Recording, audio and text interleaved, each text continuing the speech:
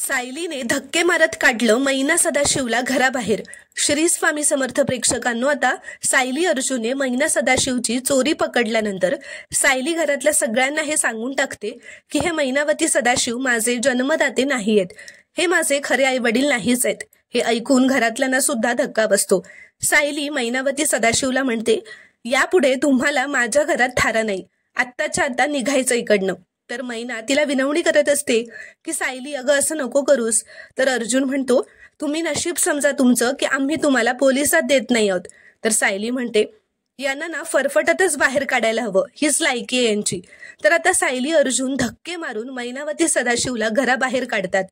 सायली म्हणते, यापुढे जर का माझ्या घराकडे वाकडी नजर जरी करून बघितलत ना तर याद राखा, गाठ माझ्याशी आहे। असं म्हणत सायली आता जोरातच त्यांना निघा असं ओरडते।